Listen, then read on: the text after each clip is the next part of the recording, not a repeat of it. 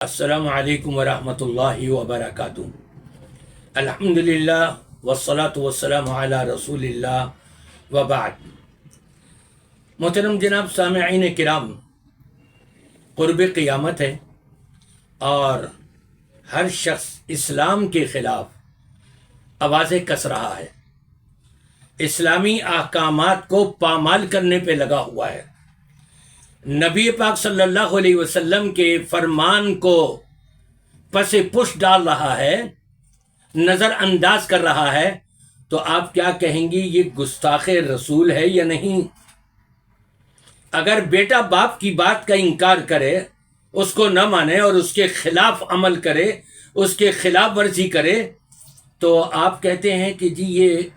باپ کا نافرمان ہے، باپ کا گستاخ ہے۔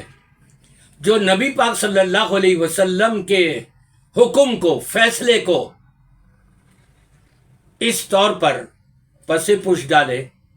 کہ نبی پاک صلی اللہ علیہ وسلم نے فرمایا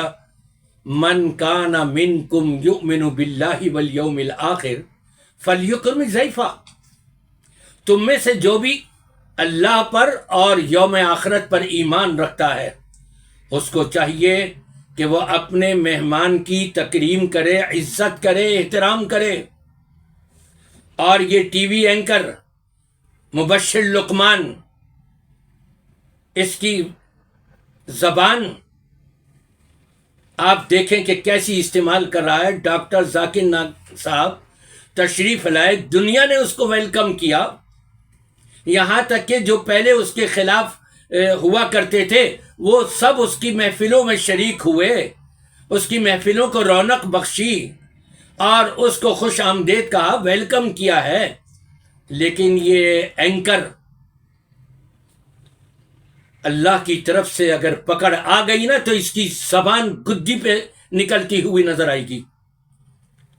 یہ ڈاکٹر ذاکر نائک کو کہتا ہے گو گو گو، جاؤ تم یہاں سے۔ آپ خود سن لیں اس کی زبانی کہ وہ کیسی بدتمیزی کر رہا ہے۔ Doctor Zakir Naik please go home, go back. اور یہ بدتمیزی اس کی نبی پاک صلی اللہ علیہ وسلم کے فرمان کو پامال کرنے کے مترادف ہے۔ گویا کہ نبی پاک صلی اللہ علیہ وسلم کی حکم کی صرف نافرمانی نہیں بلکہ نبی کریم صلی اللہ علیہ وسلم کی شان میں گستاخی کا بھی پہلو نکلتا ہے کہ اس طرح سے برملا پاکستان نے بلایا، اسلامی ملک میں آیا، وہ مسلمان ہے،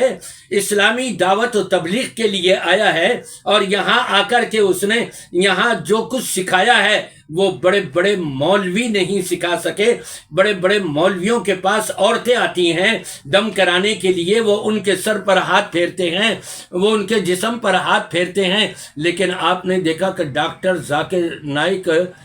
اللہ ان کی حفاظت فرمائے اور ایسے شرری لوگوں سے اللہ ان کو بچائے اور محفوظ رکھے کہ وہ کس طرح سے اپنے آپ کو عورتوں سے دور کرتے رہے اور نہ ہاتھ ملایا نہ ان کو قریب آنے دیا۔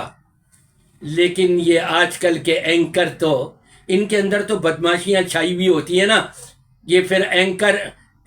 لیڈیز اینکر کے ساتھ بھی بیٹھتے ہیں اور جو عیاشیاں کرتے ہیں اس کے اندر پلے پوسے ہیں، اس میں ان کی زندگی پوری گزری ہے، تو پھر وہی حرکتیں ہوں گی۔ تو یہ یقیناً اسلام کے خلاف ایک بہت بڑی سازش ہے۔ میں حکومت سے مطالبہ کروں گا اور علماء کرام سے سب سے یہ کہوں گا کہ اس آواز کو بلند کریں، اور حکومت سے کہوں گا کہ اس کی پکڑ و گرفت کریں کہ اس نے گورنمنٹ کے بلائے ہوئے مہمان کی اس طرح سے تذلیل کیوں کری۔